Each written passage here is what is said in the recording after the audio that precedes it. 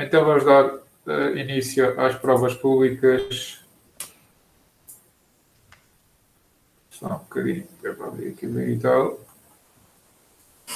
Para a apresentação da dissertação no ciclo de estudos integrado conduzido ao grau de mestre, requerida por Filipa Bernardo Filipe Narciso, vai ser perante o júri constituído pela doutora Isabel Maria Fernandes Neto, pelo doutor Francisco Goiana Godinho da Silva e por mim próprio, na qualidade de presidente deste júri, sendo que o doutor Francisco Goiana da Silva vai fazer a arguência, a doutora Isabel Neto foi a orientadora da aula. Obviamente a todos os meus agradecimentos, começando pela aluna, passando pelos orientadores e também pelo argumento, e também, obviamente, às pessoas que estão a fazer a assistência técnica e a quem esteja a assistir. A Filipa sabe que tem 15 minutos para fazer a apresentação, após a qual seguirá a arguência e depois a intervenção dos outros elementos do júri. Por isso, sem mais demoras, passo-lhe a palavra. Posso então passar à apresentação? Sim, senhora. Ora bem. Todos conseguem ver? Ok. Peço então que desliguem os microfones, por favor.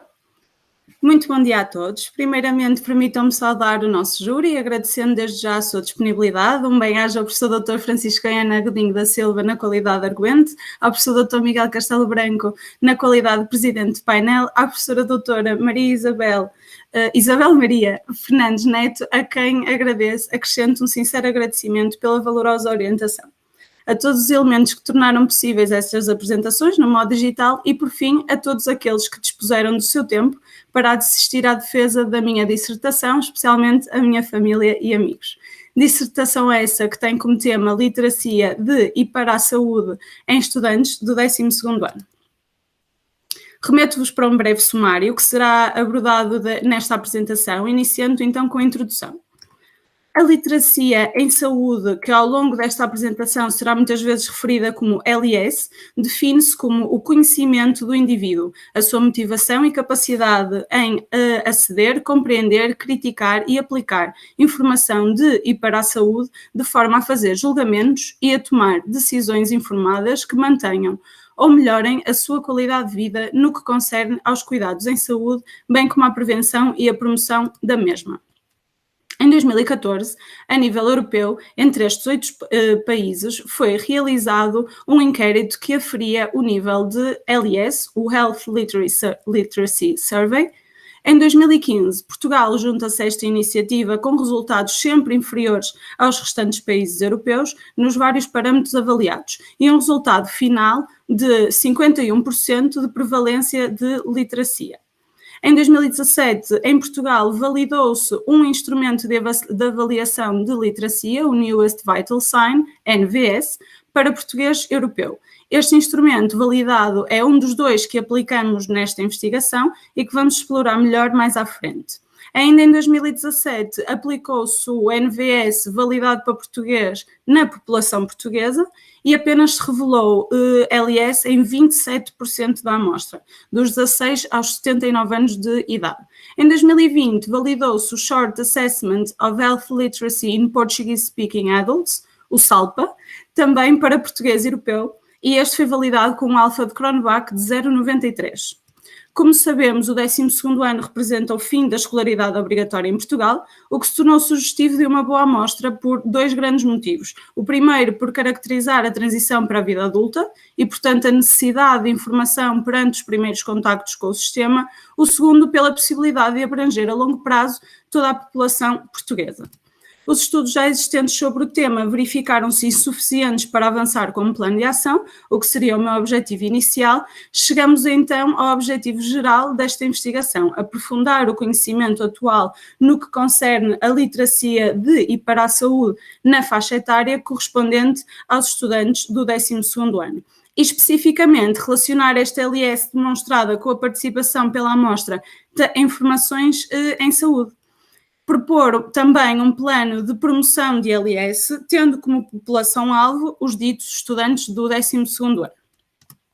No que concerne materiais e métodos, a população em estudo será, portanto, os estudantes do 12º ano, neste caso das escolas secundárias Quinta das Palmeiras, Frei Heitor Pinto e Campos Melo da Covilhã, no ano letivo 2020 e 2021, que prefaz um total de 453 alunos. A amostra seria representativa da população com um número de respostas maior ou igual a 209, o que se verificou com uma amostragem aleatória simples de 273 respostas. Podemos então dizer que os resultados obtidos por esta investigação se vão aplicar à totalidade da amostra. Por meio da aplicação Google Forms,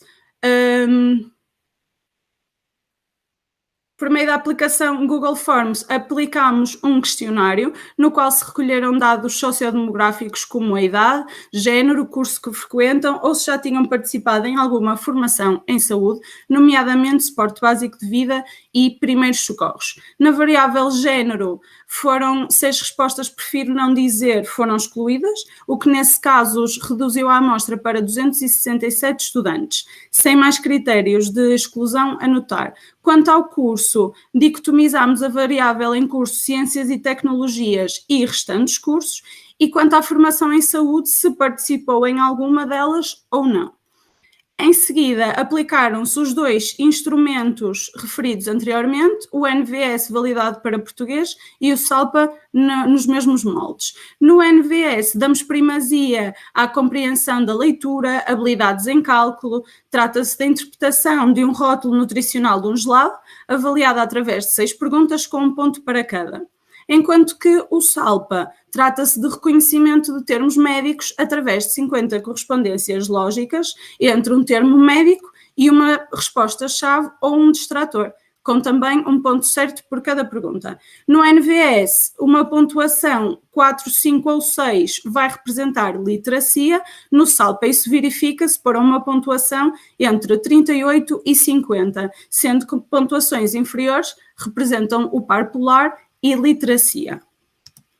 A análise estatística através do SPSS incluiu o estudo das diferentes variáveis pela frequência, mediana, média, desvio padrão, máximo e mínimo no estudo sociodemográfico. Foi necessário recorrer ao teste Mann-Whitney para comparar os scores do NVS e do SALPA entre os géneros, cursos e formação em saúde.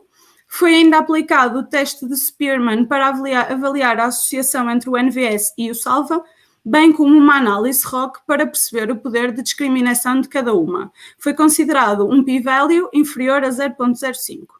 Previamente à aplicação do inquérito, esta investigação sofreu ainda avaliação pela Comissão de Ética da UBI, foi introduzida na plataforma de monitorização de inquéritos em meio escolar e aprovada pela Direção-Geral de Educação. Dividimos a análise dos resultados por variável, começando com uma visão geral, em que, com uma mediana de 17 anos, os alunos apresentaram uma percentagem de LS de 55,7% com o NVS e 60,8% com o SALPA. Quanto ao género, a maioria da amostra é do género feminino. Em ambos os instrumentos, o género feminino apresenta valores superiores de LS, mas o teste Mann-Whitney mostra que esta diferença não será estatisticamente significativa.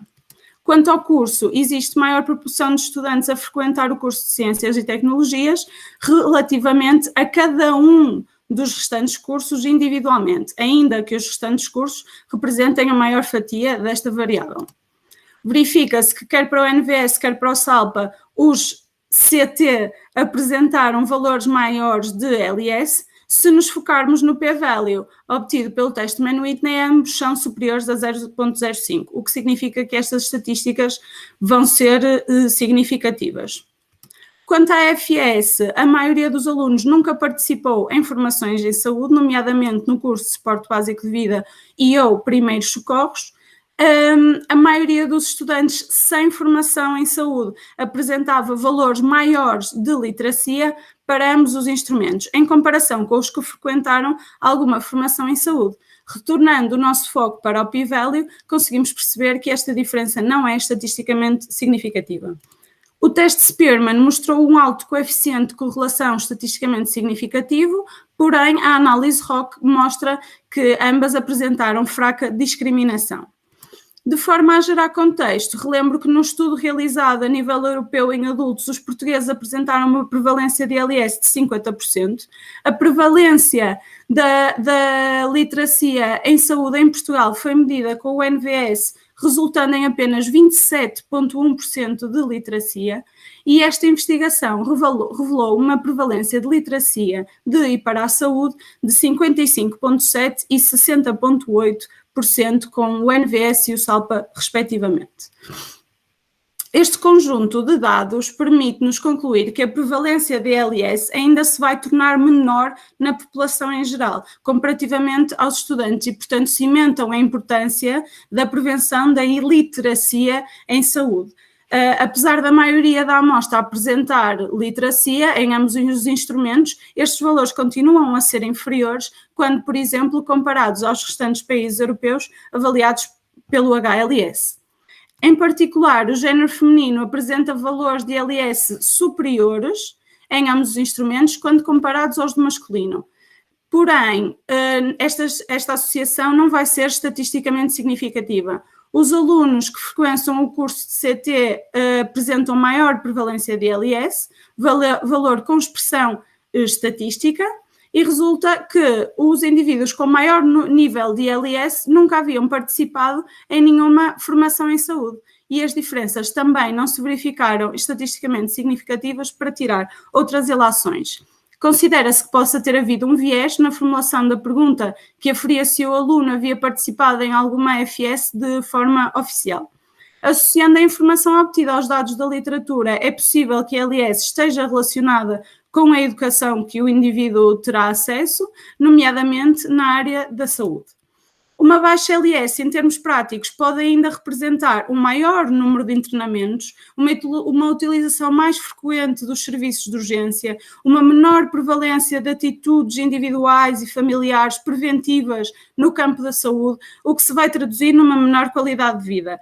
Para o cidadão poder defender a sua saúde individual e coletiva, é necessário adequar a ALS da população. O cidadão tem que estar informado, interiorizar tal informação, traduzi-la na alteração dos seus comportamentos menos saudáveis e, possivelmente, na gestão da sua doença. Portanto, a manutenção de bons estilos de vida vai ter claros benefícios, não só individuais, mas sociais, económicos, pois a prevenção da iliteracia vai também promover a autonomia do indivíduo, sendo que crianças saudáveis vão aprender melhor, adultos saudáveis são mais produtivos e idosos saudáveis conseguem manter um contributo mais ativo para a sociedade.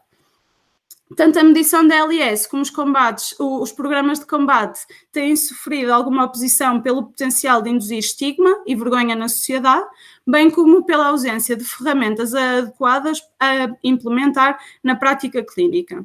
Em particular, propõe-se a criação de um plano de ação por meio de aulas e formações em saúde, neste caso ao nível do 12º ano.